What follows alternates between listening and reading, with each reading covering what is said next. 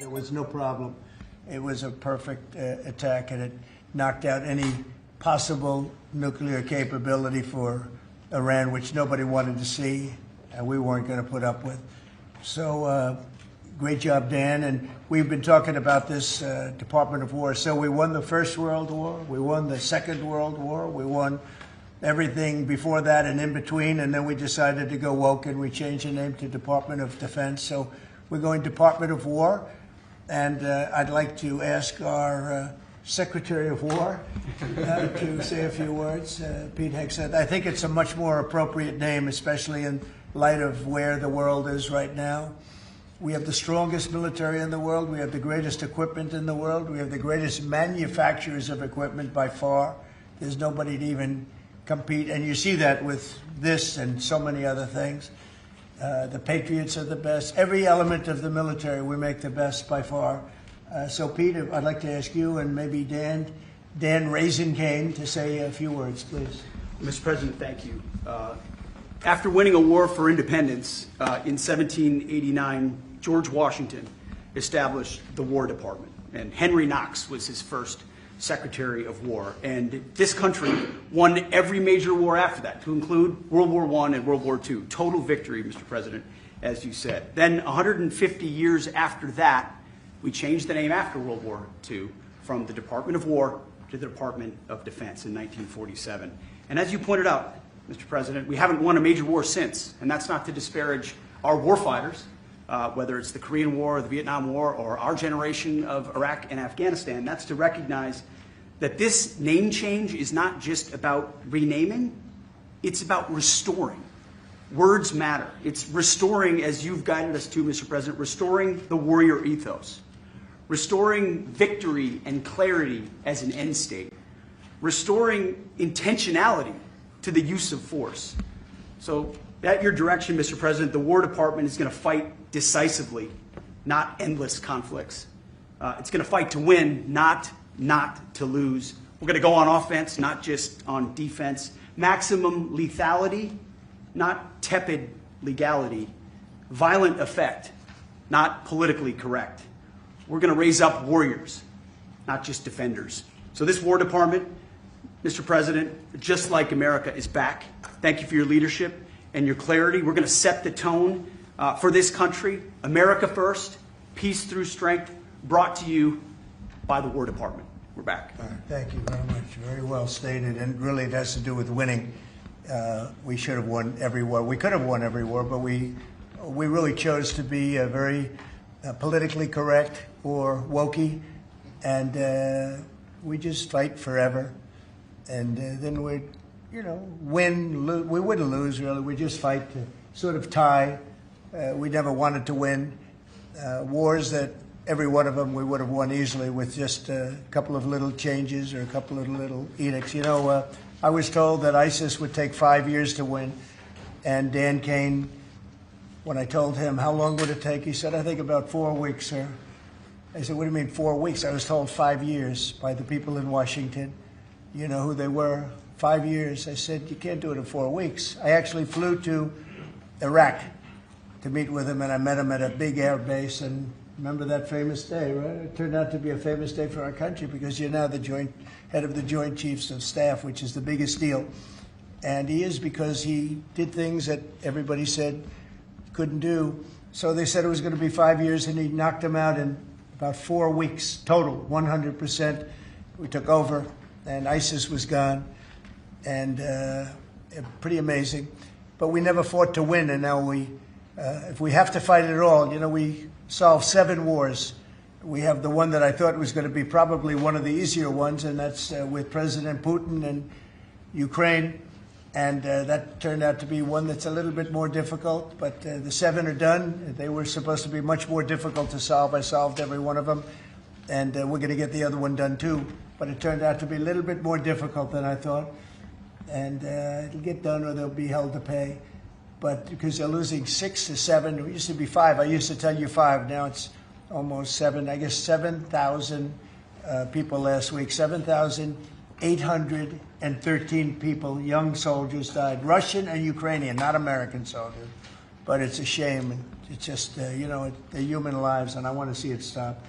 But General Kane's done a fantastic job.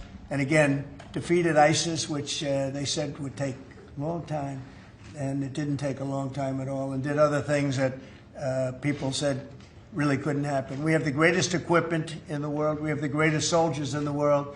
Dan, say a few words, please. Yes, sir. Thank you, Mr. President. It's a true honor for me today to represent the incredible men and women of America's joint force.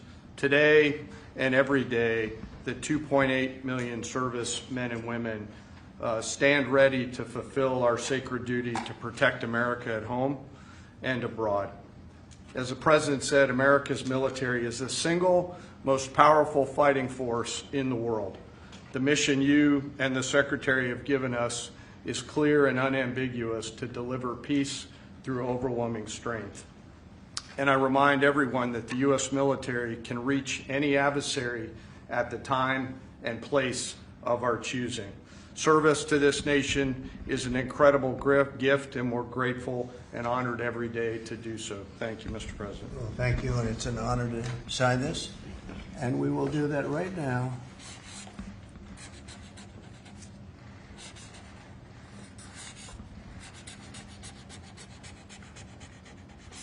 I think that's a big one, I'll be honest.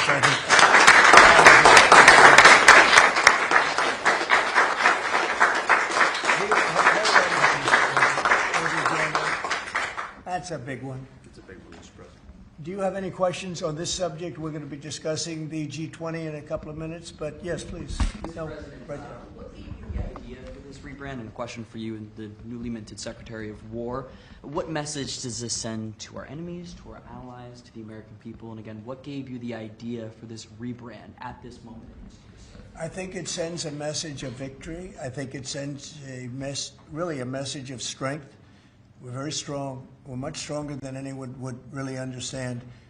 And again, you know, having the great equipment, we have just so much better. You look at all of the, just any of it, submarines as an example. We're 20 years ahead of anyone else. Nobody even compares. And I let a lot of this happen in my first term. You know, we totally rebuilt our military. And then, of course, you had that catastrophe in Afghanistan where they gave up a lot of the equipment, but a relatively small amount, but a lot.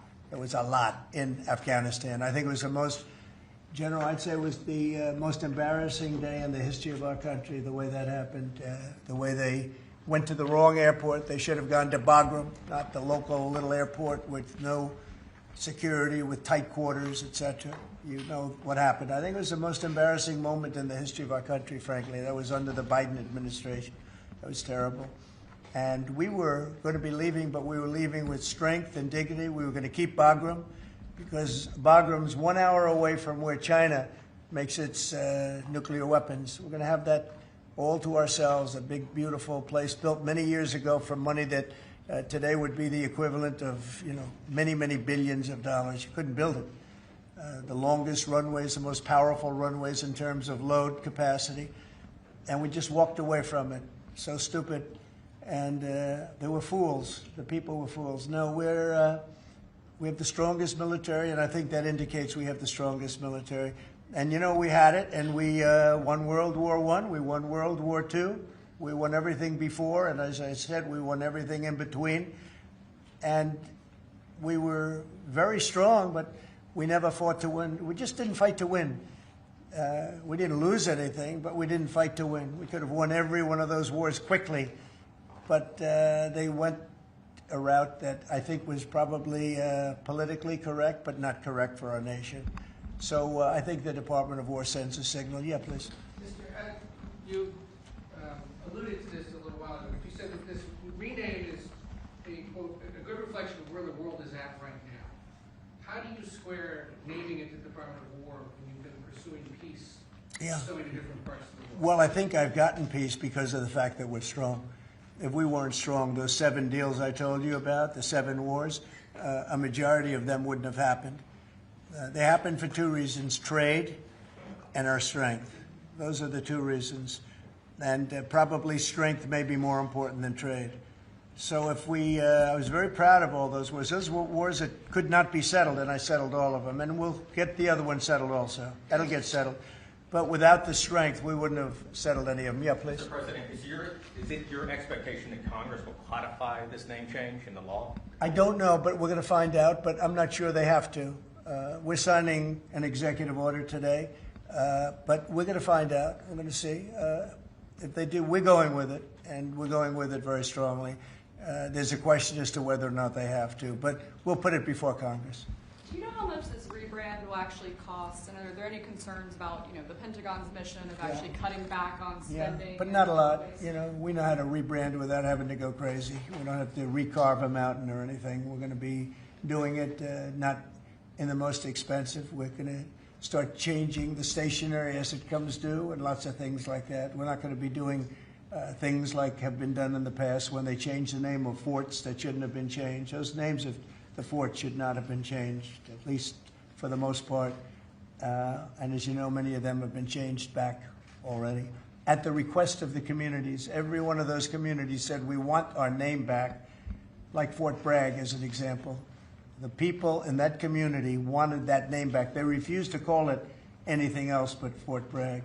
So we're not going to be spending very much money on that.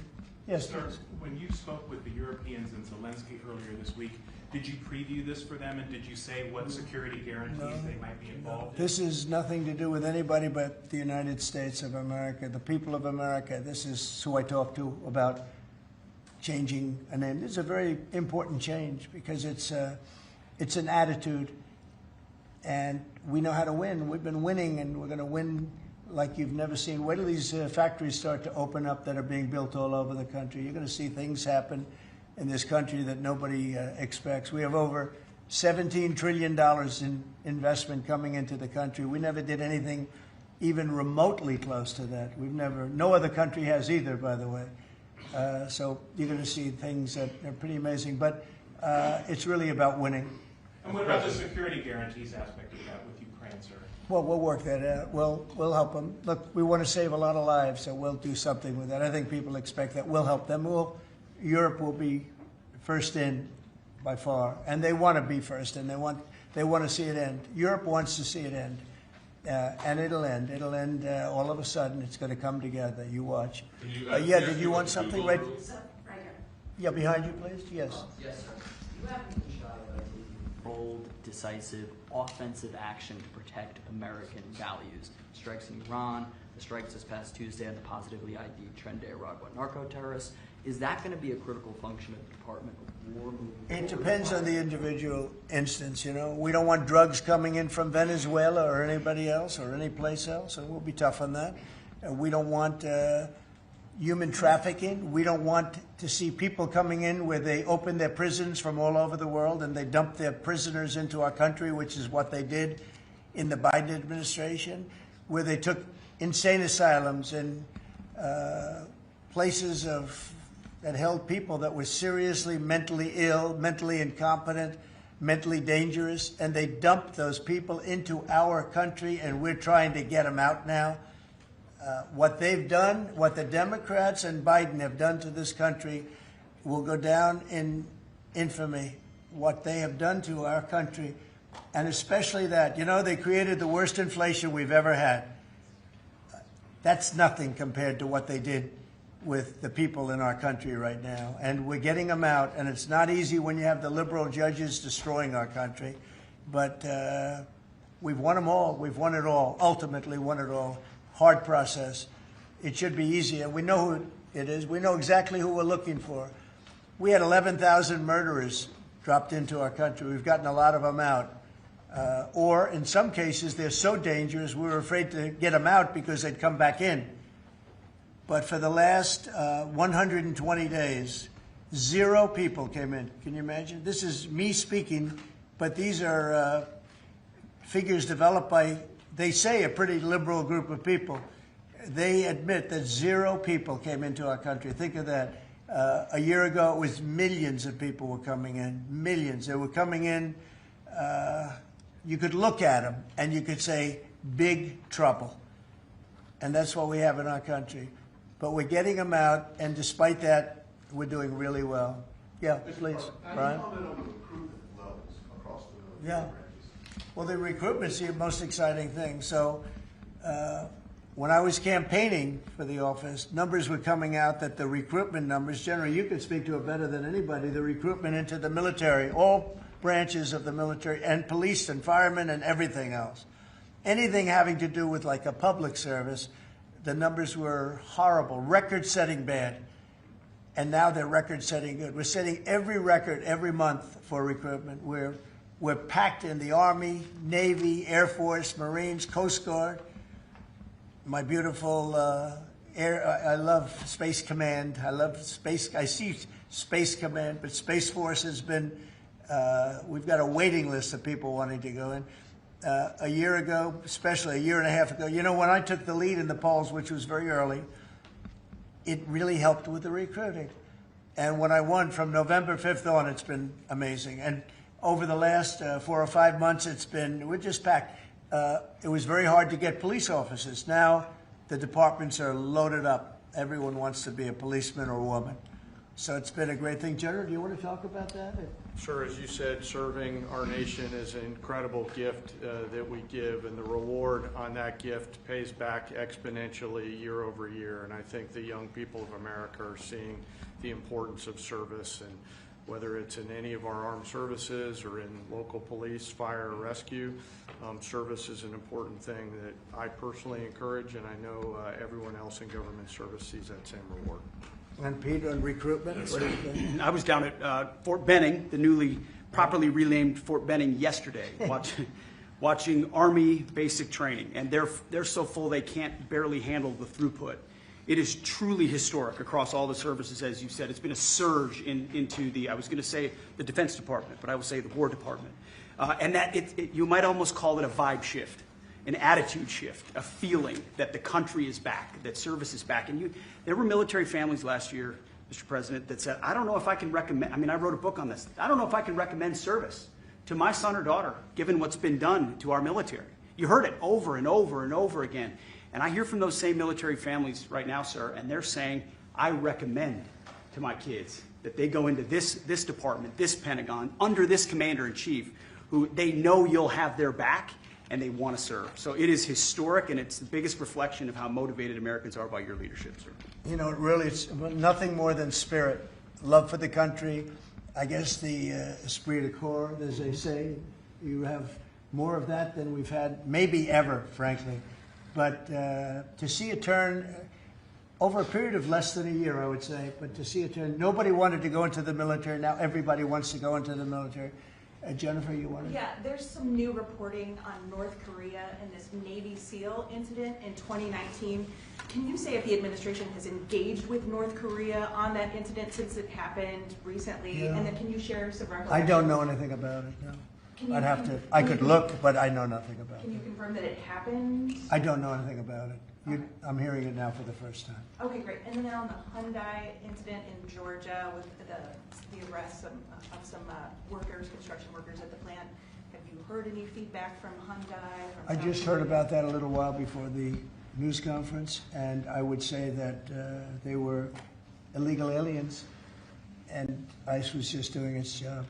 But I know nothing about the instance. It happened a little while ago. Okay? There has been some pushback on that, though, from South Korea already, and of course, they pledged to invest $150 billion in the U.S. and they were just here, last week. Are you concerned? Well, and they have the right to sell cars and things in our country. It's not like a one-sided deal. Are you concerned at all about, your immigration agenda potentially clashing with these economic goals? Well, we want to get along with other countries, and we want to have a great, stable workforce.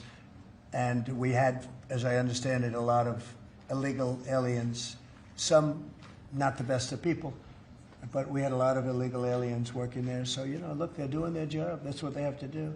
These are people that came through with Biden. They came through illegally. They came into our country, so we have to do our job. Mr. President, the now Department of War has been involved in the crime cleanup in D.C. You've tasked Congress with proposing and passing a crime bill. What are some things that you would really like to see codified in that crime bill? Well, I think one of the things is the cashless bail. It's killing it. When that came out, the first time, that's when you saw the real big crime start to happen. Cashless bail, what a disaster that is. You murder somebody, you don't have to put up bail, and you go out in the street and you murder somebody else. That's what's happened. It happens so often, and that's one of the things. And other of the things you're reading about, it's a standard, but just a certain toughness. I have to say, one of the elements of fascination for people over the last period of time has been what's happened to D.C. So we've gone from one of the most dangerous cities in our country to what they call a safe city. It's a totally safe city. In fact, I set up dinner in Washington, D.C. next week. I wouldn't have done that, to be honest. I would have had an obligation not to do it before I came into office, or even at the very beginning when things were so corrupt and so dangerous out on the streets. So Washington, D.C. has had virtually no crime. We even have a mayor that's admitting to it, and she's a liberal Democrat, in all fairness. She's a person that hasn't gotten exactly along with Republicans over the years. And she said she's never seen anything like it. So Washington, D.C. is a totally safe city. We have virtually no crime. It's gone from the most unsafe city in the United States, almost, just about, to one of the safest cities, maybe the safest city in the United States. That's a tremendous compliment to our military, what we did. The National Guard's done a fantastic job. Yeah, please. Mr. President, can I ask about Florida real quick? Florida House Speaker Daniel Perez was at the White House yesterday as part of a leadership summit. Yes. And we understand you met with him separately. Mr. President, what did you talk about? And also, did you explore him running for Florida Attorney General? I didn't. We didn't talk about that, but he's done a fantastic job. He's respected all over the country, really. He's a leader, and he's done just a fantastic job. We didn't discuss anything having to do with his future. I'm sure he'd be very good at that. My second question, Alligator Alcatraz, sticking with Florida, a major ruling appeals court blocked a federal judge's order to close it, and it can remain open for now. Your reaction? I think they've done a fantastic job in building it, the governor and everybody else that's been involved. It's an incredible facility. It's housing people for usually a very short period of time before they get brought back to their countries. As you know, we focus on criminals before we focus on anybody else, and we're taking thousands and thousands of criminals out every month out of our country, some of them murderers. And I think Florida's done a great job by building it, and whether it's Alligator Alcatraz or anything else you want to call it, I was there. I visited with the governor, with other people. I guess Nikki was there. Tom Homan's been there a lot. A lot of people have been there. It's an amazing facility for what it is. It's not a hotel. It's not supposed to be a hotel, but they've done a great job with it. And I'm very happy with the judge's decision. You also mentioned Venezuela. I want to ask one more follow-up question on that. On the U.S. strike on the boat tied to a Venezuelan drug cartel, the Maduro regime is pushing back today. In fact, they say the U.S. seeks regime change to through military threat, your reaction to those words, and also, would you like to see regime change in Venezuela? Well, we're not talking about that, but we are talking about the fact that you had an election which was a very strange election, to put it mildly. I'm being very nice when I say that. I can only say that billions of dollars of drugs are pouring into our country from Venezuela. The prisons of Venezuela have been opened up to our country. They've taken their prisoners, the worst prisoners, murderers, Tren de Aragua. The worst prisoners that you can ever imagine are now happily living in the United States of America. Now, many of them we've gotten out. It's not easy to get them out because of the liberal system that we're working with in many cases, not in all cases. But millions and millions of dollars and billions of dollars of drugs are pouring out of Venezuela and other countries. Look, China, what they're doing with fentanyl is a terrible thing. It comes through Canada and it comes through Mexico, but a lot of it's coming through Venezuela. Venezuela's been a very bad actor, and we understand that. And when you look at that boat, you see the bags of whatever it is there. Those bags were, you know what those bags represent? Hundreds of thousands of dead people in the United States. That's what they represent. Yeah, please. Mr. President, your reaction to the jobs report this morning?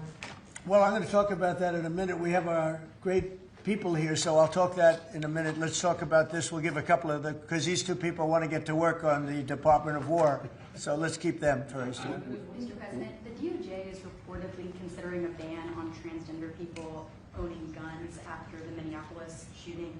Do you think they should... Are we talking in the military? In general. Okay, I thought you were talking about in the military.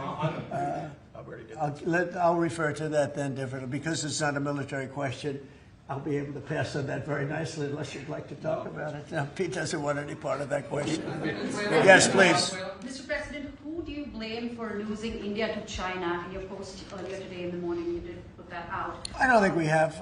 You know, I've been very disappointed that India would be buying so much oil, as you know, from Russia. And I let them know that. We put a very big tariff on India, 50% tariff, very high tariff. I get along very well with Modi, as you know. He's great. He was here a couple of months ago. In fact, we went to the Rose Garden, and the grass was so soaking wet. It was such a terrible place to have a news conference. I said, well, let's use a beautiful white stone emblematic of the White House, okay? And it's been very well received. But we had a news conference on the grass. That was my last news conference I had on the grass because everybody sunk in. You probably sunk in. Every reporter out there, they ruined their shoes. We made that change. It's been a really well-received change. Yeah, please, go ahead. On Venezuela, you've sent F-35s down to Puerto Rico. You've sent naval vessels into the Caribbean. You're concerned about drugs being illegally sent into the United States. How do you describe this buildup, this situation? Well, I just think it's strong. We're strong on drugs. We don't want drugs killing our people. I believe we lost 300,000. You know, they always say 95, 100,000. I believe they've been saying that for 20 years. I believe we lost 300,000 people last year. I know families that lost their son. Those families will never be the same. I know a family lost a daughter, a beautiful daughter. In fact, it was like she took something that she thought was like a minor deal, and it turned out to be riddled out with fentanyl, the size of the head of a pin, and you're dead. And no, we're stopping the drugs. We're going to save a lot of people. Look, whether it's 100,000, but it's not. It's 350,000 people died last year from drugs. And we're not going to let that happen to this country. Think of that. Think if you're in a war and you lose 300,000. We'll lose 600,000 in the, pretty much between Gettysburg and all of that, the Civil War, we lost, 600,000. So we're losing half of that every year to drugs. We're not going to do it. We're not going to allow it to happen. You think of the wars.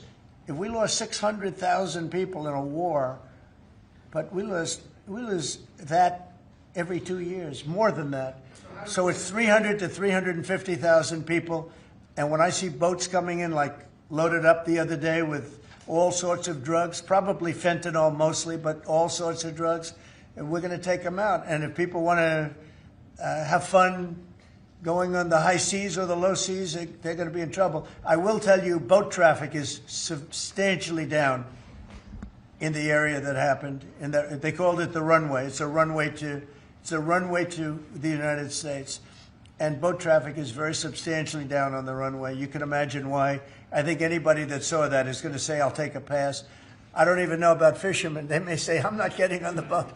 I'm not going to take a chance. What happens if Venezuela flies jets over U.S. naval vessels again? Well, I would say they're going to be in trouble. We'll let them know about that. We heard that happen, but it wasn't really over, not like they described. But I would say, General, if they do that, you have a choice of doing anything you want, okay? If they fly in a dangerous position, I would say that you can, you or your captains can make the decision as to what they want to do, all right? Sure. Sir, How close did they get, we have Mr. one more. President? You said they didn't go over. Say it? How close did they get? You said the planes did not Well, go I don't want over. to talk about that, but if they do put us in a dangerous position, they'll be shut down. Thank you very much, everybody. So we're going to now cover the G20, and I'm going to let these people go back to the Department of War and figure out how to maintain peace. Okay? Thank you very much. Thank you very much. Congratulations, General. Thank you very much. Appreciate it. Great job. Sir, just before G20, we do have one more EO Okay. for you today. And I should also say that the Department of War EO that you signed was actually your 200th EO since you came back into office on January 20th.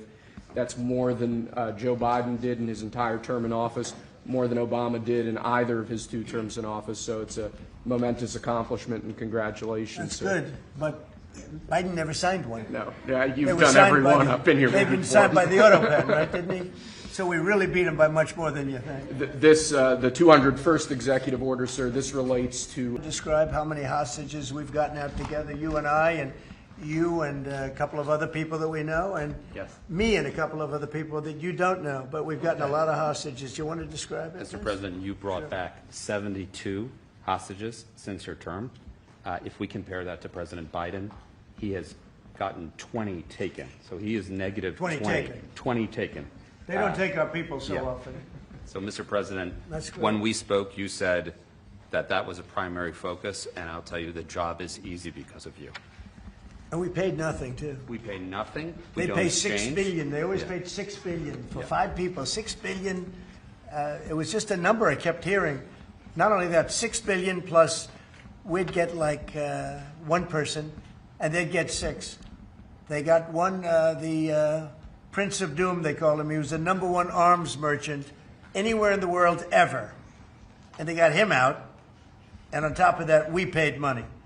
So, no, we don't do that. You know, once you pay money, then a lot of people start disappearing. They start grabbing reporters, too.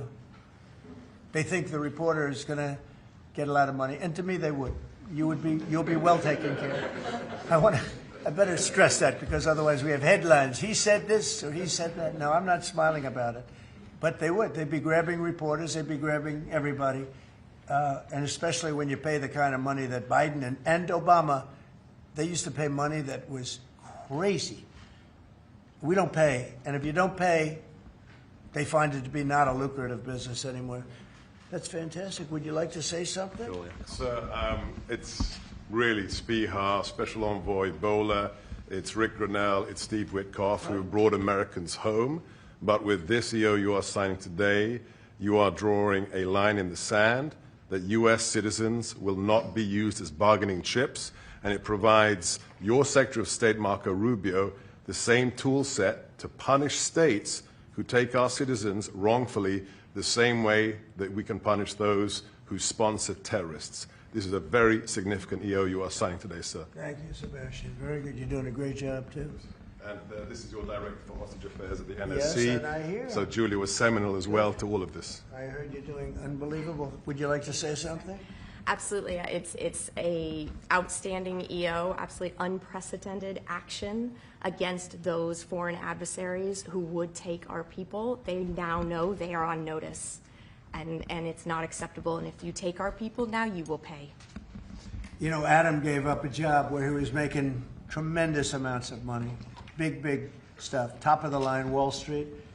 And he wanted to do this. He wanted to do hostages. I offered him other jobs, too, very big jobs.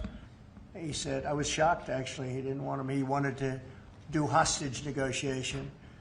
and pretty amazing. Thank you very much. Appreciate it. President. Appreciate it. Thank you you. all. Do you have any questions for them on this very important subject? I think it shows a lot of your leadership as far as fighting for Americans and fighting for humans, and to think that Joe Biden went in negative territory. Oh, he went way negative. Way negative, and you're actually making progress on this. I think this does send a message to the world that we don't negotiate. We're going to stay strong in that type of what they call business. Well, one little anecdote that may be of interest. We were told by numerous families who had missing loved ones during the Biden administration that this building, Biden's National Security Council, told those families not to talk about their missing loved ones, to be quiet, not to create any pressure on Biden and on Jake Sullivan, the key propagator of the Russia hoax. This administration has met with those families on a weekly basis. Right. People like Adam, yourself, sir, your envoys are doing everything to get every single American home. Not to tell them not to talk about their loved ones, but bring them home. well, I can tell you one story that was amazing. A few weeks ago, very little written about it, but there should have been. But it was a very nice gesture. The head of Belarus, who's a very respected man, strong person, strong leader, he released 16 hostages. And John Cole, a lawyer who works for me, great lawyer actually, one of the greatest lawyers. But John Cole was over there, and he heard that they had hostages. And you know about this. 16 people he released. And I just want to thank the head of Belarus. But while John was over there, they had, I believe, another 1,400 hostages. Now, not from us, from places all over the world. And just pretty tough place, in all fairness. But they had 1,400. And I believe they're going to be releasing a lot of those 1,400. They're not, I think very few, if any. We got pretty much ours back. And we didn't pay anything, but I very much gave my respects to the leader of the country. Was again, he's a very strong man, but he's got 1,400 or 1,500 or a large number, and we're talking about releasing them. Some are political, I guess. A lot of them are political, and looks like they're going to be released at some point in the pretty near future. So it's a great thing. They have to respect your country. If they respect you and they respect your country, they release it. If they don't, then you have to pay $6 billion. I mean, $6 billion. Can you imagine that, paying $6 billion? Kind of related, but not really. Did you comment on Tina Peters, who's been locked up behind bars from Colorado within the election? I think you put out a truth a couple days ago about it. We have a wonderful woman who was an election official, and she saw cheating in Colorado, and she viewed it as horrible, and she said, "What's going on here?" And she went to the machine, and she tried to open to find out whether or not it was cheating, and they went to her, and they said, "Did you touch this machine?" "Yes." And they arrested her. They arrested her instead of the people that did the cheating. It's a state charge, so it's hard to do anything with, but we're gonna do something. What they did in Colorado. Look, Colorado just went to all mail-in voting. That means they cheat. That's why they lost. That's one of the reasons, but that's a big reason why they just lost the whole Space Command situation that is going to Alabama. But when you have mail-in voting, you have nothing but cheating. But this woman is a real patriot, and they put her in jail for a long time. She's 72 years old, 73 years old. And she wanted to find out. She didn't do anything. She touched the machine. She looked at the machine. She's trying to find out what was going on. And they went and arrested her for doing that. And it was supposed to be the other way around. I'm glad you brought that up. They should let her go. Let her out. Thank you. Yeah, please. This is really a subject that gets talked a lot about, Mr. President, but what about your team's strategy has made them so effective at getting a record amount of these hostages? Many of them have been forgotten about home. I think they respect us. I think they respect us. They know we're not going to pay. Adam is a great negotiator. Steve Witkoff is a great negotiator. Seb is a great negotiator. They're all smart people. A a little bit natural negotiators. Some people aren't good negotiators. Nothing you can do about it. And they're afraid of you, sir. Yeah, well, maybe. I don't know. I hope so, or whatever. We have the best I'd like to say respect, but whatever it takes. Yeah. I actually say whatever it takes. But we've gotten a lot of people out, and we'll continue. We don't have too many in. How many are you working on right now? There's not a lot left. Yeah, we got most of our people out. We got them mostly back. Mr. President, do you have an update on the negotiations to release the rest of the hostages in Gaza? We're in very deep negotiation with Hamas. We said, let them all out right now, let them all out, and much better things will happen for them. But if you don't let them all out, it's going to be a tough situation. It's going to be nasty. That's my opinion. Israel's choice, but that's my opinion. They got to let them out. You got 20, plus you have about 38 dead people, young, beautiful, dead people. And I'll tell you, the parents want them every bit as much, almost more, than as if their son or daughter were alive. But you have many dead people that are coming out as part of the deal. It's 20 people, but I think of the 20, there could be some that have recently died, is what I'm hearing. I hope that's wrong. But you have over 30 bodies in this negotiation. Can you believe? I mean, we negotiate for people that are living here. We know that at least 30 people are dead, and we're negotiating to get them out. The parents want them back so badly, as if they were alive. Every bit as much. It's really pretty amazing. It's very sad. I'm in the middle of it. And I put out the other day, I said, we want all 20. We don't want two. I was the one with myself and my people, Steve Witkoff, and Jared Kushner was great on this. But they got a lot of people out. We got almost all of them out. They're down to 20. But, Adam, we got like a tremendous number out. But I always said when you get down to the final 10 or 20, you're not going to get them out unless you're going to do a lot. And doing a lot means capitulation. That's no good either. It's a very tough situation. But I put out the other day, let them all out. Every single one. No more twos and ones. We'll give you one this week, and in 2 months we'll give you two more. And there's negotiation going on right now. Okay. And real quick, what is the biggest challenge negotiating with Hamas right now? 10 to 20, what do they want to let them free?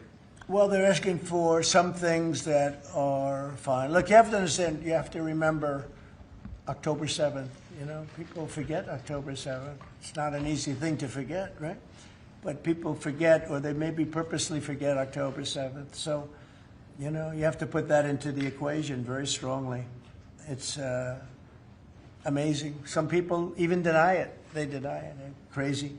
But I've seen tape that's as violent as anything that you can imagine. Many of you have seen those same tapes. So you have to put that into the equation, too. So it's not an easy situation. It's a tough one. But there are 20 people, maybe a little less, but there are 20 people that we want out.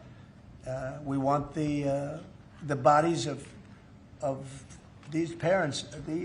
They are, I've never seen anything like it. The level of love that they have, they want their children back. And, I see demonstrations, big demonstrations in Israel about the hostages, not about the war, about the hostages, which puts Israel in a tough position because, it's tough to prosecute a war when you have people they want the 20 people back. They just want them back very badly and everything that goes with it. So it's very sad. Thank you very much. We're going to talk now about the G20. I figured we could wrap 2 or 3 up. The last time I took a day off, everybody said bad things happened to me. You know that, Seb? I took 1 day off. I didn't take it off. I was working. In fact, I was here. But I didn't do a news conference, and they said bad things happened to the president. That's why that's fake news, Mr. President. It's fake news. If you look, Biden, he had a press conference. He missed it for about a year, right? About a year. And I never saw any stories like that about him. He didn't have, and when he had one, they'd ask him, what flavor ice cream do you like? He'd say vanilla. How many times have they asked him that question? What's your favorite ice cream, sir? Vanilla. Okay, that's enough. Thank you, ladies and gentlemen. They don't have to go through this, but We all have a good time. I only do it for one reason. I think it's good for the country. And we are very transparent. There's never been transparency like we have. There's nothing to hide. So thank you very much on this, Will. Great job. Appreciate it. So we're going to talk about Florida, the great state of Florida now, because it's going to be a very exciting thing to host the G20.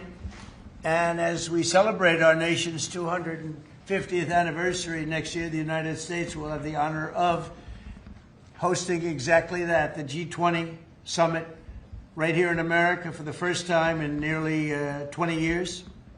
This afternoon, I'm thrilled to announce that the 2026 G20 conference, which will be, I could read off the countries that we're talking about, but you know who they are, I think. Does anybody want me to list them specifically? Jennifer, you're okay?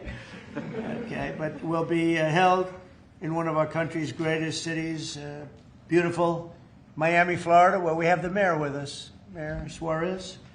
And I want to thank Francis for being here. I thought he might be in this office. You know, he almost got there. There's a couple of votes. Right? A couple of votes. It's not as easy as they think. Right? It's not that easy. But he's an amazing guy, very popular in Florida. The agenda for next year's summit is being organized by Treasury Secretary Scott Bessent, who is right here. Hi, Scott. I saw him standing over there, nice, tall, good-looking guy, but he moved very quickly. Carolyn, you did a good job. Does Caroline do a good job, would you say? Is she a star? How do you compare with the last administration's person? No? You don't want to get into that. Yeah, I think we're very happy with Caroline. But Scott Bessent is talking about a good job. He's done a fantastic job, and we're very proud of him. He's very much involved with the G20. And the NEC director, Kevin Hassett, who's truly a talented guy. And he's certainly being thought of to go to a different position, and we'll find out about that pretty soon. I don't know. Would you like to be that? I won't ask you. That's great. I think, who wouldn't want it? I think it's the greatest position in the world. You know, you come out, you make a speech, and then you go away for 30 days or 40 days, and you come out, make another speech. The market goes up or down, depending on what you want to say. I've never seen an easier position than that. Unfortunately, you need good instincts, so we have somebody in there now that doesn't have them. We call them too late.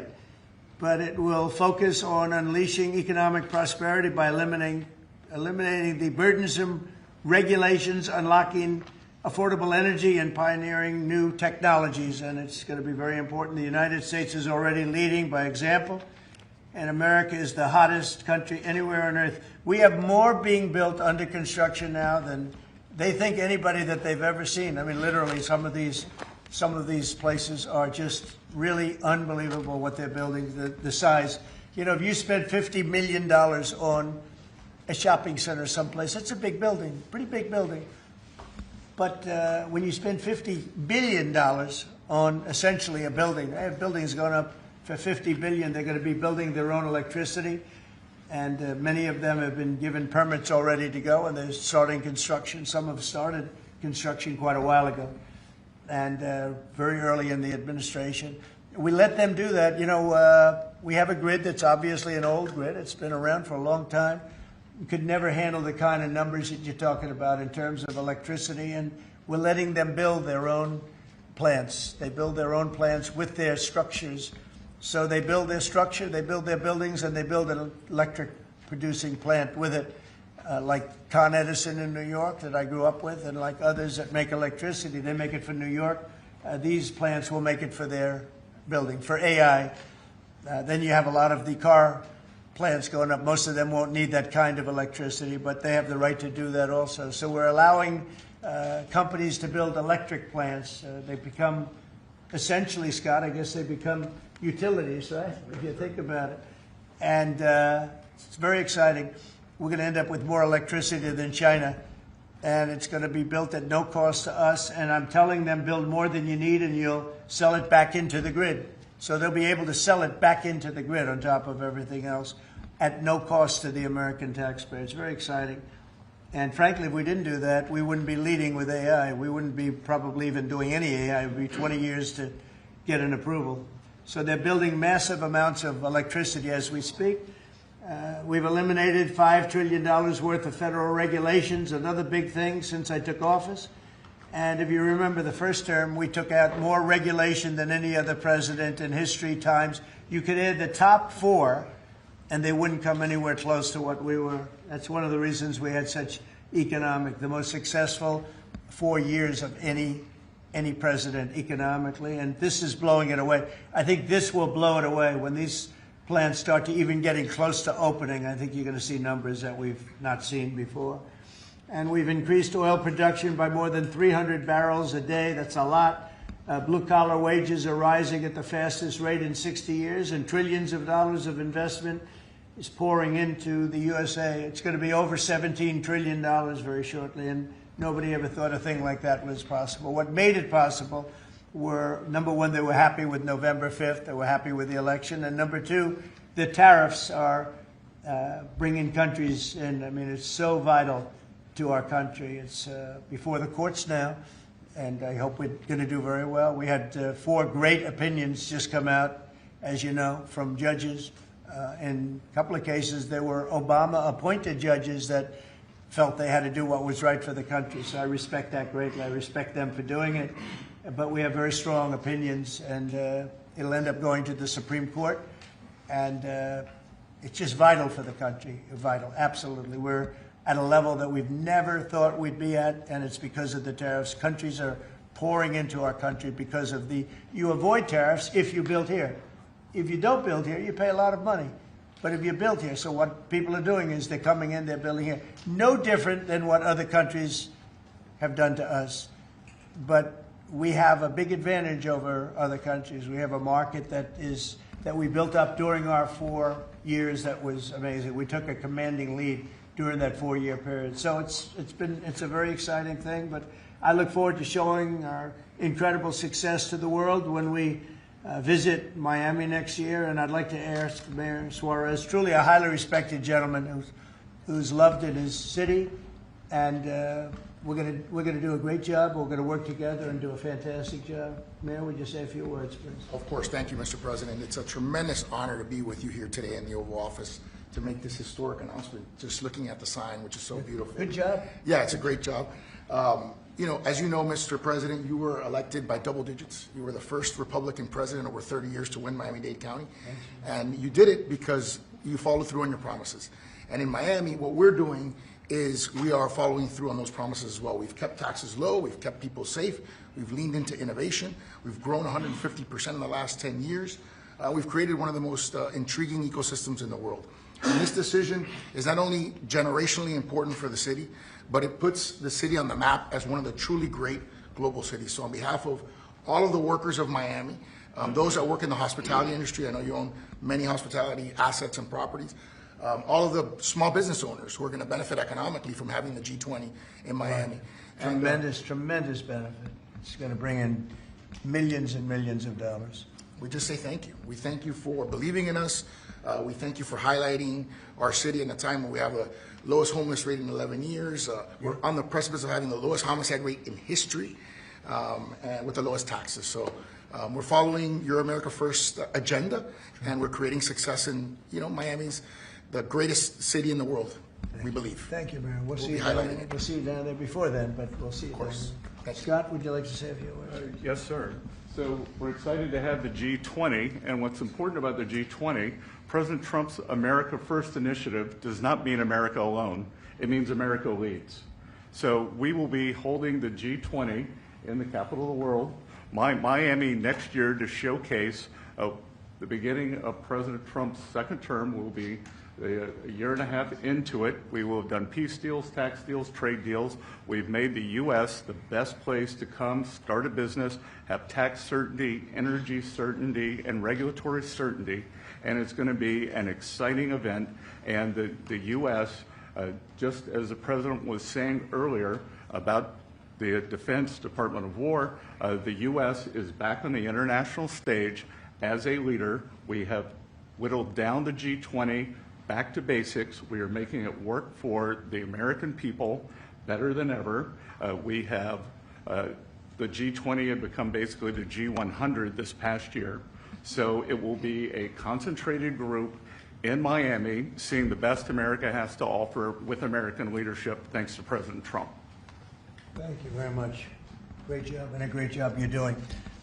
Kevin, would you like to say a few words? Mr. President, I think this G20 meeting, where the world leaders will come to the great city of Miami, is going to be viewed as one of the most important meetings in global history, because what's going to happen is the golden age is going to be documented so well in the data by next summer that you're going to have one of the best speeches written for you that you've ever seen, because we're just going to be talking about the accomplishments of the next year. I think so. A lot of these plants are going to be open by then. Yeah, exactly. And a lot of jobs are coming in, like I think we've never seen before. It's going to be great. Monica, would you like to say something? Thank you, Mr. President. We're so looking forward to having the United States of America host the G20 in Miami in December of next year. And we're also looking forward to having this as a showcase of American strength, vision, innovation, and power under your bold leadership, Mr. President. It is going to be the G20 in the Trumpian golden age. Thank you very much. Any questions on the G20? Could I just, G20. You just said a moment ago that you were very complimentary of Kevin's work, and I was just wondering if he's your man for the Fed. Of Kevin? Yes. Yeah, I am very complimentary. I think he's fantastic. And for the Fed, he's your man. I didn't say that. I said he's fantastic, but no. I sort of know who I'm going to pick, but no, I didn't say anybody in particular. But Kevin is certainly one of the three. They say four, but probably three. That he's a highly respected person. He's great. He's great. He believes in low interest rates, and we all do. But sometimes you have to raise them to stop inflation. We had the worst inflation, I guess, essentially that we've ever had in the Biden administration, and it really hurt people. You know, costs are way down. Our energy costs are way down. And, you know, when energy comes down, everything comes down. And we brought down the price of groceries and specifically the price of eggs. You remember that first week when you were screaming about eggs? I said, I know nothing about them. I just got here. That's Biden's problem. But we got the cost of eggs down to really low numbers. So we brought costs down for people. And, you know, it's something I said. And the Democrats have this false narrative. They say, oh, costs went up. They just say things that it's just like incredible. If you look at energy, I think you're going to be at $2 a gallon with cars very shortly. $2. It was $4, $5 under the Democrats. That's a huge, it's like a massive tax cut.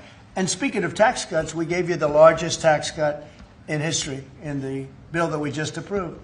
The largest tax cut in history. And there'll be no tax on tips, no tax on Social Security, no tax on overtime. One of the big things you get is you buy a car and you borrow money to buy the car, you're allowed to deduct your interest, which, Scott, has never happened before. You know, rich people like to talk about deductions. Middle income, they never gave them deductions. I got them one of the best deductions, an interest deduction.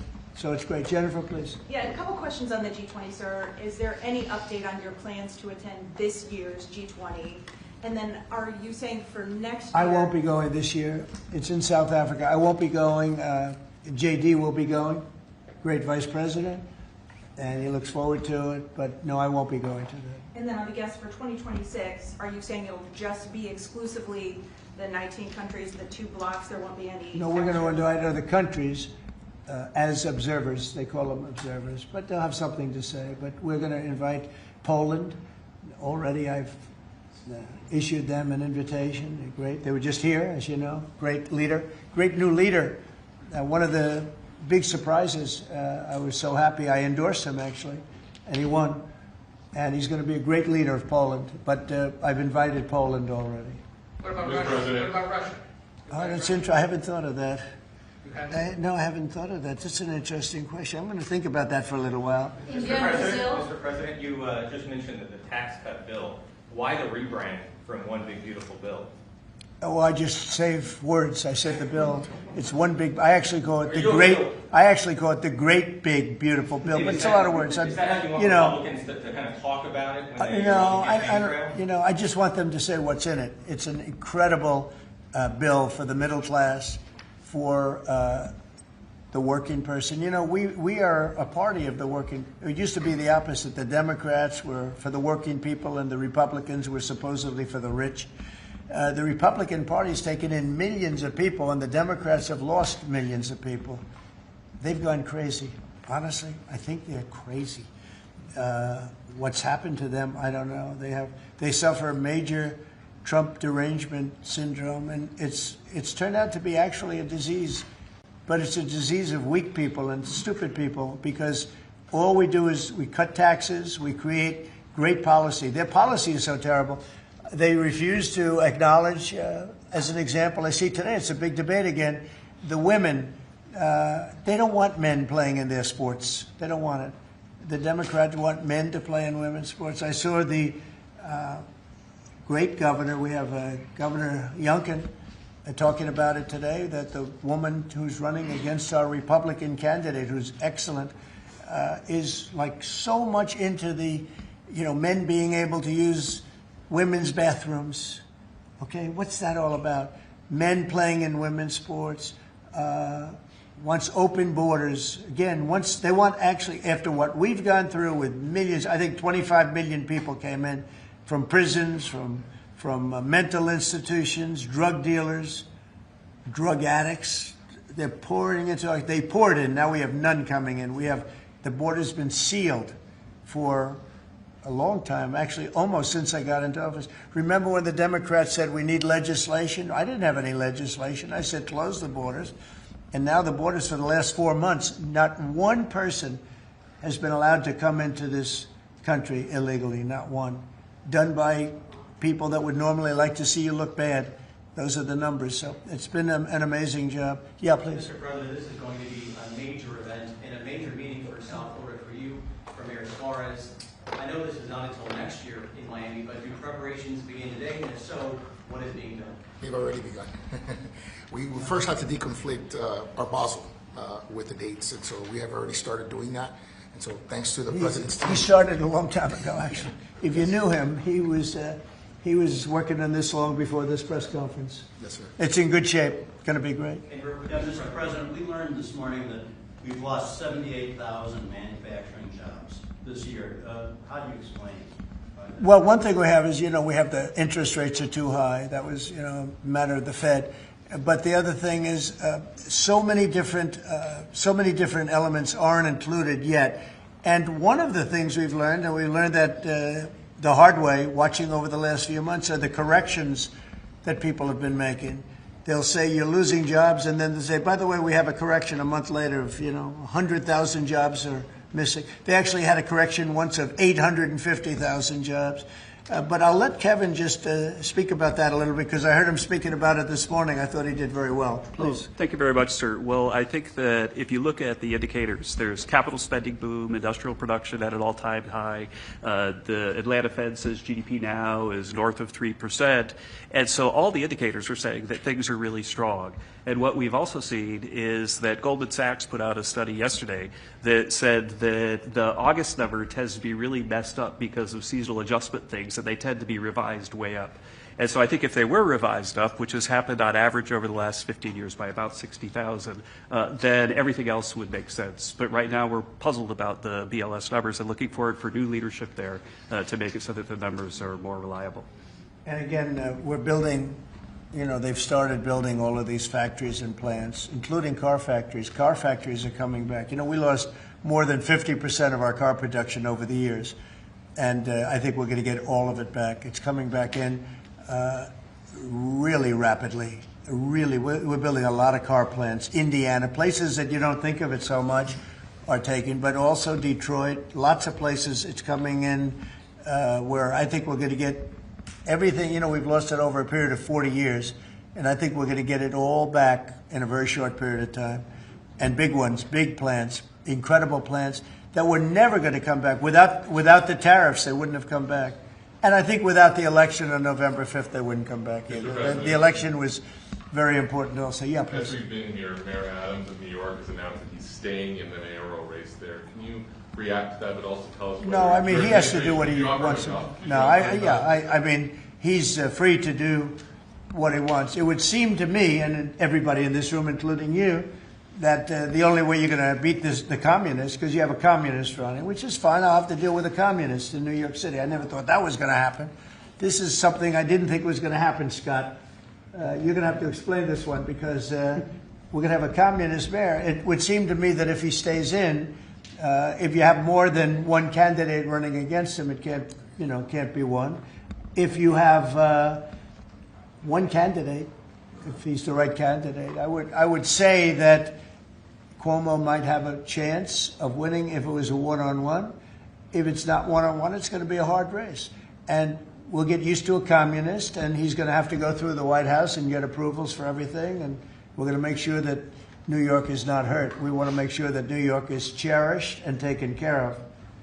And so I didn't know he was running or not running. But you didn't offer him an ambassador? No, I didn't do that. No, I wouldn't do that. It's nothing wrong with doing it, but I didn't do that.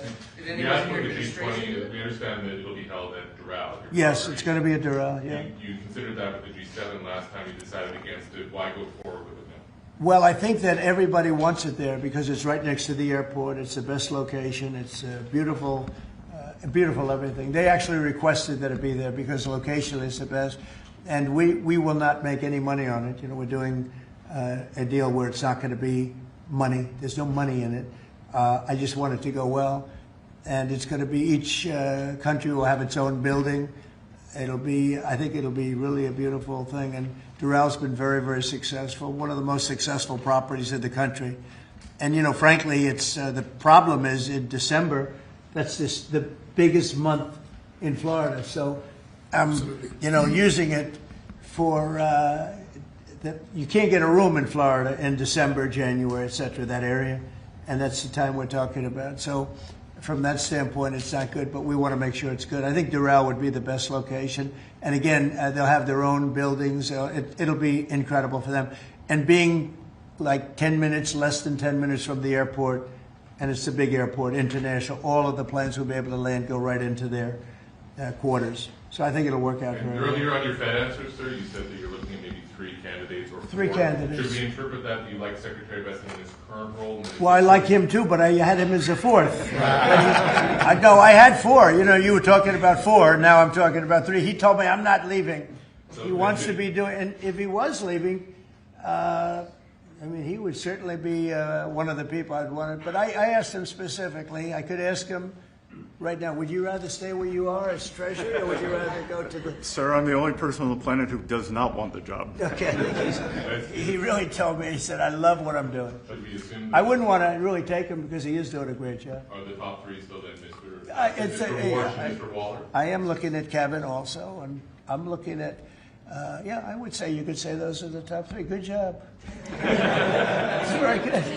Mr. Clarify, so you're saying you believe Andrew Cuomo would be the best one-on-one candidate against him? Well, I think if I'm only going by the polls. It's not an endorsement or anything. It just seems that he's second. And what you do to win is you take the guy who's second and you hopefully add 1 and 2. But maybe if the 1 isn't getting out, then he's not getting out. And that's okay. I think the mayor's a very nice person. I helped him. He was got caught up in a scam by the Biden administration, what they did. So I helped him out a little bit, but I would understand why he doesn't do it. I do think this. I think if you have more than 1 candidate, we've got ourselves a communist mayor in New York. And I don't like communist mayors. I don't like them. Yeah? You passed the one big beautiful bill, sir. 5 months, all these slew of events next year. World Cup, G20, all America 250.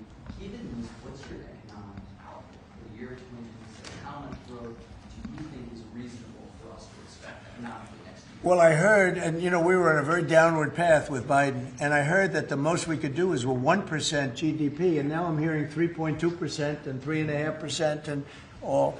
And our big year won't be really next year. I think it'll be the year after, because when these plants start opening up, it takes a period of time to build them. We're going to have tremendous job growth. It's unprecedented. We have unprecedented in history. There's never been anything like it, because we're going to have more than $17 trillion invested. There's never been anything like that. If we did $1 trillion in 1 year, and this is 6 months, 7 months, because we really focused on it over the last 6 months.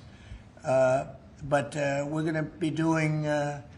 Nobody's ever seen numbers like this. When this stuff starts opening up, our country's being rebuilt. And by the way, Washington, D.C. is being rebuilt. In addition to the fact that we have a safe city now, and our National Guard was fantastic and worked with the mayor, worked with everybody, We're also doing a refurbishing of Washington. We're going to redo some of the roads, the surfaces. We're going to redo the medians. We're going to take the broken tiles off the tunnels and put brand new tiles up. And we're going to regrass all the parks. They're going to be regrassed by people that build world-class golf courses and not necessarily people that work for me, because I don't care about that. I just want to, I'm very good at grass.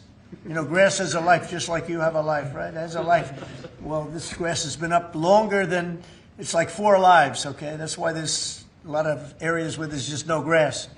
But we're going to regrass all of the parks. We're going to, in a year from now, you won't even recognize it. Graffiti's gone, the tents are gone, the medians falling into the roads are gone, the potholes will be gone, the marble's going to be polished and beautiful.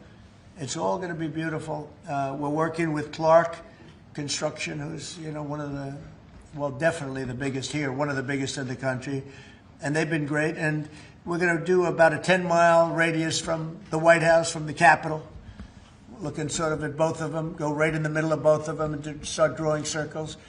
And everything is going to be spit-shined. You know, when the head of Poland came here last week, and when other leaders came here, they came, a lot of them have been here over the last 8 months. I said, what do you think? And they said that we're a little surprised at the look, the filth on the road. Now it's much better. We've got it much better, but we have to do some construction things. I mean, you know, you have medians that are all broken and rotted and rusty and disgusting. And it's going to, they're all going to be changed. You're going to have a very different look. You're going to have the look of prosperity, not the look of poverty. But the big thing right now, initially, is we have no crime in Washington. We literally have no crime. They said it's down 87%. It's not down 87%. It's down like 100%. We have almost no crime. People are going to restaurants that wouldn't have even thought about it. And I know families that have gone 4, 5, 6 times to restaurants over the last few weeks. And you people are in the same category. I mean, yes? I agree on that. Thank you.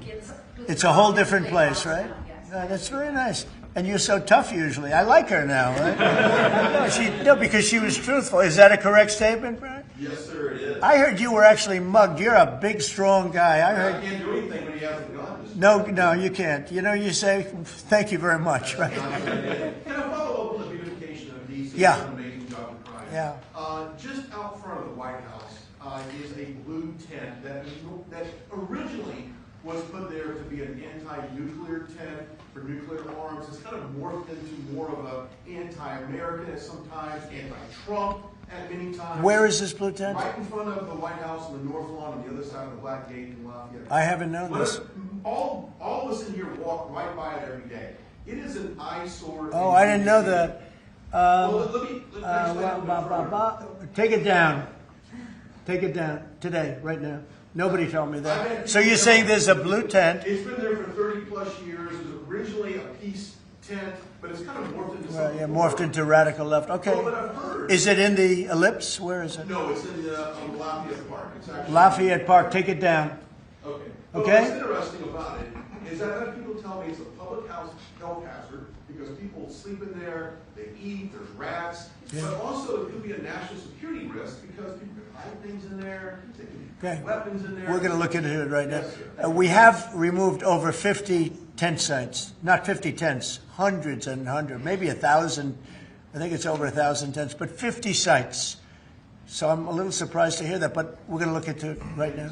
Lafayette. On the National Guard, Yes. the D.C. mayor has, of course, gotten on board with your cleanup of D.C., but the D.C. Attorney General has said that he plans to, that he's suing you for your federalization of the police. What's your response? Can you imagine we have an attorney general who's not related at all to the mayor, by the way. You know, it's a totally separate department. We've got so many separate departments. You have the district attorney has nothing to do with the mayor. The whole thing is crazy. But how about this? We just set a record on low crime in Washington, D.C., and we have a man suing us to let us go back to high crime. We're going to have to be here for a little while to make this really work long term after we're gone. And so we're going to meet that head on, and I suspect we'll be very successful. And I can always declare a national emergency because this was a national emergency. But right now we have the safest city. We have now one of the safe cities in the country. We had almost the worst. I mean, a city that was as bad as some of the horror shows that you've heard about for years. And we're going to fix some of those horror shows, too. Okay? That's the Google ruling today that you posted on Truth Social about, the Europeans fining Google. Can you So Google is a great company. Yeah, Google is a great company, American company. Apple is a great American company, and so many others. And the European Union, I don't know why they do it, but they have been fining them numbers that have been astronomical. More so before I got here. But Apple paid $17 billion a fine in the last year. Apple, $17 billion on a case that a lot of people think they weren't guilty of. And no, I'm going to be speaking to the European Union about it. It's not fair. Google just got fined $3.5 billion, and they've already paid $13 billion. They're up to $16.5 billion. And people say there was nothing wrong with what they did. It's almost a source of income to run Europe. It's become a source of income. And many other companies, too. Mostly tech companies, but we can't let that happen. What are you seeking from the Europeans, and by when? No, I can just say you can't do that. I mean, you know, they respect us now. They didn't respect us a year ago. European Union respects us. Look, they're paying us $950 billion, right? You got to respect us. They were very disrespectful of our country. I have great respect for Ursula. I've gotten to know her very well. And I just don't think it's fair that they're taxing, and really it's almost become like a tax. It's become so regular. And I've gone to lawyers and I've asked them, what do you think? They said, they didn't do anything wrong. We can't do that. It's not fair. And it's interesting. I don't hear that about China, and I don't hear that about other places. I hear it about the European Union. We were talking about it last night. I think we had a gathering. That was the highest IQ group of people I think any room has ever had last night, you know? It was about as high as you can have. All the tech geniuses were there. They love their computers. They would tell me more about chips that I want to know. Did this come up last night? Yeah, it did. It did come up. A couple of companies said that they were taxed by the European Union. It's interesting. They weren't complaining about, in that regard, China. They weren't complaining about other places. It's the European Union, and they have. Apple was again forced to pay $17 billion last year. So I think we're going to change that around. It's just not fair. We don't want that to happen to our companies. And you know, if somebody does that, we should be doing it to them. They've got to pay, let them pay us. But you just can't do that to our companies. Yes. Was Elon Musk invited to the dinner last night? I wanted to go back to the G20 real quick in Miami. You know South Florida very well. Many cities were being considered for the G20. Was this a hard decision, or did Miami just stand out to you? It wasn't a hard, really. I mean, look, it's got the weather. We're in December, so it's, you know, cold in some places, and that's beautiful too. Cold weather's nice. It's all nice, you know, depending on the city. But no, Miami really wanted it. The mayor really wanted it. The people down there really wanted it. You might just address that for a second, Mr. Mayor. Yeah, as I said, I mean, a conference of this kind does two things. Number one is it puts us on the global map with the great global cities, and I think that's something that we've been trying to achieve for a generation. And I think number two, it's a tremendous boom for your economy. I mean, as the president knows, he has, you know, multiple hospitality assets, and the working people of Miami, the small business owners, are going to benefit tremendously from the economic impact of a conference like this in our city. So it's an image thing, but it's also benefiting working people in our community. Do you think Xi and Putin will attend the G20 there? That's an interesting question. I'd love them to if they want to. I mean, they can, you know, as observers. They'd be observers, so I'm not sure they want to be an observer. But Sir, if they want to, we can certainly talk. Could I ask you another Florida question? The vaccine mandates that were rolled back for school children.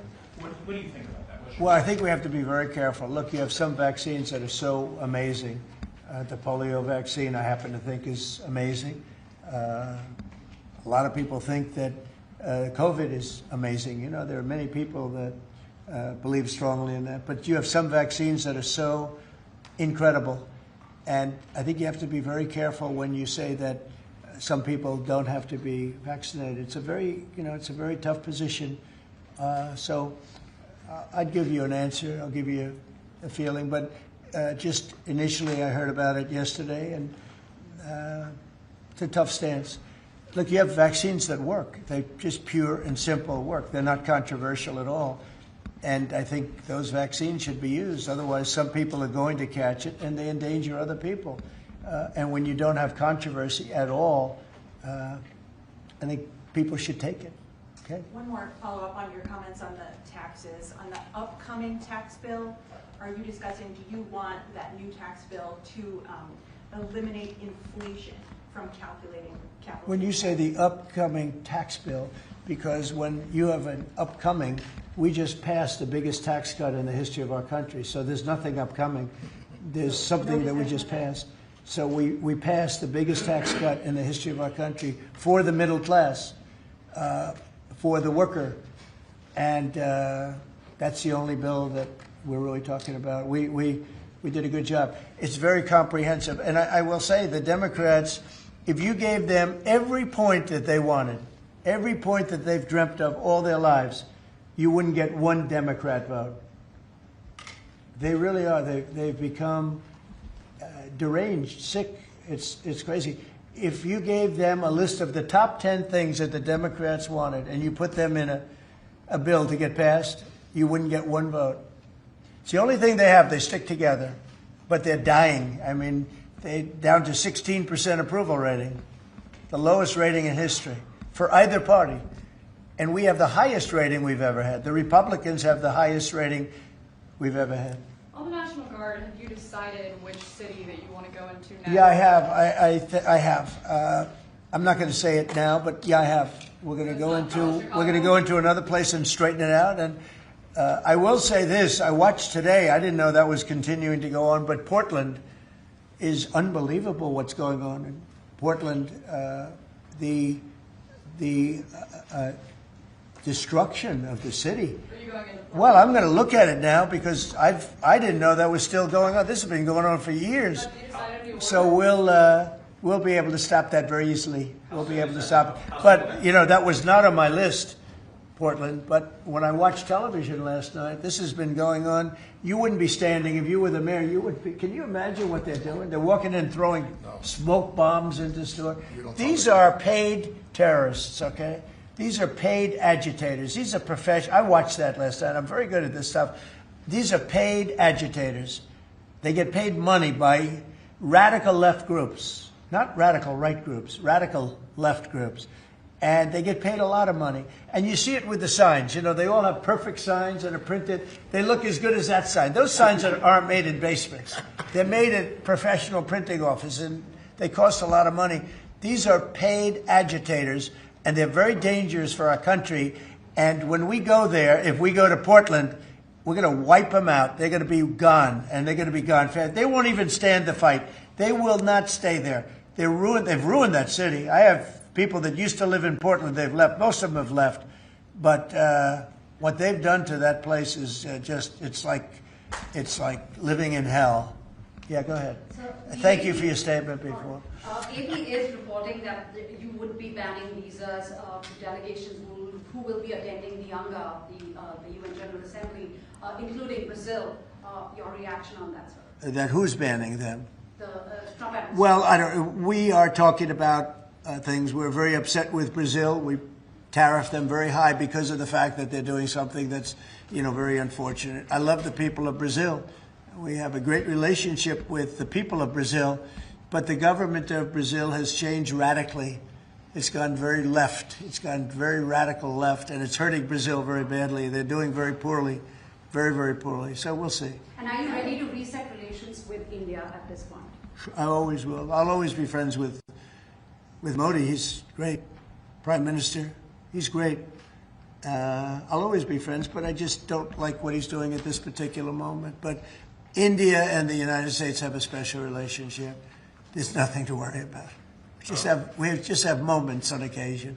How are trade talks going with India and with other countries that you haven't reached a trade deal with? Secretary of Defense? They're going great. Other countries are doing great. We're doing great with all of them. We're upset with the European Union because of what's happening with not just Google, but with all of our big companies. They just, hit them with these unbelievable fines. $17 billion and $14 billion. And they use that money to run Europe. It's almost become like common. It's almost become a yearly occurrence, like it's a tax. So it's very unfair. I want to thank you all very much, and we'll see you around. We're going to see you in Florida, but we'll see you a little bit before that, I suspect. Okay? What are you having for dinner? Thanks, guys. Well, I'll be having something good here. I'll be at the White House. Thank you. Thank you very much. Thank you, guys. Thank you. Thanks, guys. Thank you. Thanks, guys. Thank you, guys. Thank you. Thanks, guys. Keep moving. Thank you, guys. Thank you, press.